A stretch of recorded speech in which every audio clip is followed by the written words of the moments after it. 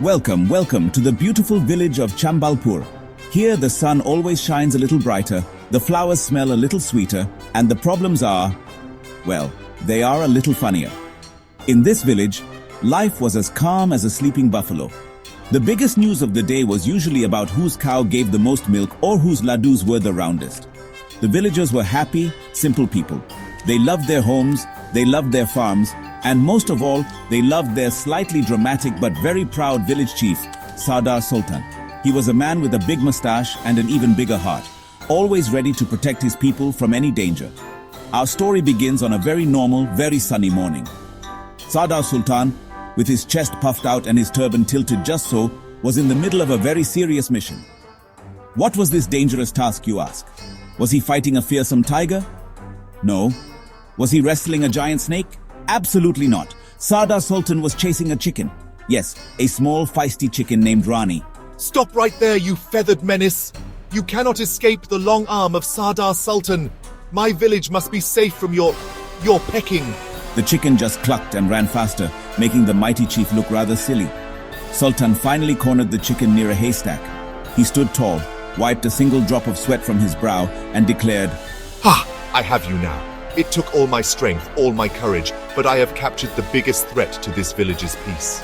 The villagers, who were watching this whole show, started clapping and laughing. They loved their leader's antics. He would turn any small thing into a grand adventure. Sultan took a bow, holding the chicken like a trophy. See, this is why you chose me as your leader. My bravery is unmatched, my speed is legendary, and my chicken-catching skills are, well, they are the best. Just as Sultan was about to give a long speech about his heroic victory over the poultry, a man came running into the village square, out of breath and full of panic. Sardarji, bad news. The man, whose name was Papu, was the village messenger, and he always brought news, but never this dramatically. An army is coming.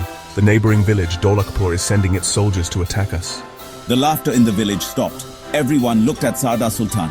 His proud smile vanished, replaced by a look of pure, unadulterated panic. His eyes went wide and the heroic chicken nearly slipped from his grasp. Sardar Sultan, trying very hard to hide his fear, quickly straightened his turban. He cleared his throat loudly and said, Attack! They dare to attack Chambalpur while I, Sardar Sultan, am here? Ha! Let them come! We will show them the strength of our village. He tried to look brave, but his trembling mustache gave him away. The villagers looked at him with hope, but also a little bit of doubt. They knew their Sardar was great at catching chickens, but fighting an army? That was a whole new level of trouble. Sultan gulped, his mind racing. He needed an army, a strong, fearless army. But where would he find one? He looked around the village square. His eyes landed on his most loyal followers. First, there was Sheru, the village dog, who was currently busy chasing his own tail in a circle. Next to him was Mithu, a clever monkey who was an expert at stealing bananas, not fighting battles. Then there was Bola, a very calm goat, whose only skill was eating everything in sight, including clothes. And finally, in a basket, was Alu, a large potato that Sultan kept for good luck.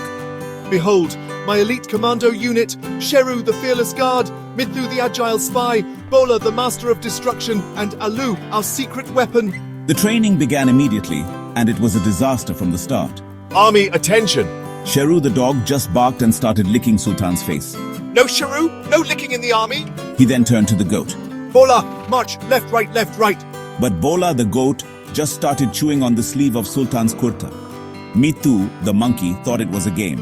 When Sultan said, attack, Mithu jumped on his head and started playing with his turban. The villagers watched from a distance, trying very hard not to laugh out loud at this chaotic military drill. This is not how an army behaves. You are supposed to be fierce. You are supposed to be disciplined. Look at Alu. See how still and focused he is? Be like Alu. The potato, of course, did nothing. It just sat there. Sheru barked at the potato, thinking it was a new toy. Mithu tried to peel it, and Bola tried to eat it. Sultan sighed a deep, long sigh. This is going to be a very, very long day. Saving the village with this team seemed less like a battle and more like a comedy show. The sound of drums grew louder. The Dholakpur army had arrived.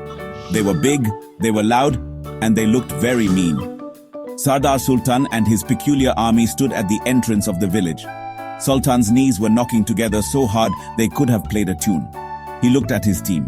Sheru was wagging his tail, Mithu was scratching his head, Bola was trying to eat a flower, and Alu the potato was, well, still a potato.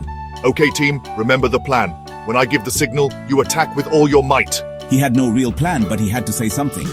The enemy commander, a big man with a scary mustache, laughed. Look at this! This is their army, a dog, a monkey, and a goat? And is that a potato? His soldiers roared with laughter. Sultan felt his face turn red with a mix of fear and embarrassment.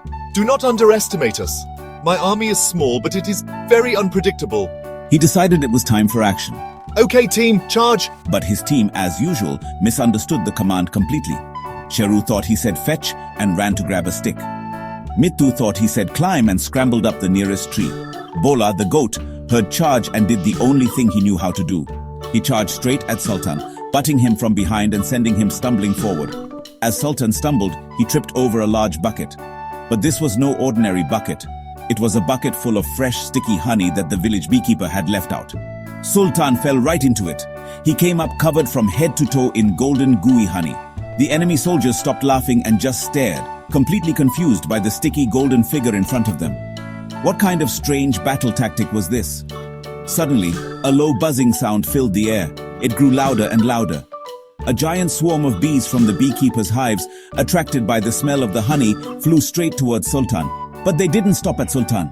They saw the enemy army as a threat to their delicious honey-covered chief. The bees swarmed the Dolakpur soldiers, who screamed and started running in every direction, swatting at the air. Ah, bees everywhere. Sultan, watching the chaos, realized what was happening. A brilliant, albeit accidental plan had worked. He stood up, sticky and proud. Yes, run. Feel the sting of Chambalpur's fury. The village of Chambalpur was saved. The enemy was gone, chased away not by swords or shields, but by a bucket of honey and a swarm of angry bees. The villagers rushed towards Sardar Sultan, cheering and shouting his name. Sardar Sultan ki jai! Victory to Sardar Sultan! They chanted. They lifted the sticky, honey-covered hero onto their shoulders and paraded him through the village. Sultan, despite being a walking bee magnet, waved to his people like a true king. He had faced the enemy, he had led his troops, and he had won, sort of. It wasn't the heroic battle he had imagined, but a victory was a victory. That evening, the whole village gathered for a grand celebration. There was music, dancing, and of course, lots of delicious food. Sardar Sultan, now cleaned up and wearing his finest kurta, sat on a special throne made of hay. He recounted the story of the battle, making it sound much more heroic than it actually was. And then I fearlessly covered myself in the golden nectar to summon my secret air force, the bees. They answered my call and we drove the enemy away. The villagers listened with wide eyes, completely amazed by their leader's cleverness and bravery. They didn't need to know it was all a big sticky accident. Sheru the dog got extra chapatis, Mithu the monkey got a whole bunch of bananas, and Bola the goat was allowed to eat all the flowers he wanted. Even Alu the potato was given a place of honor on the main table, decorated with a small marigold flower. They were all heroes of the day. Sultan looked at his army with pride. They may have been chaotic and undisciplined, but in their own silly way, they had helped save the day.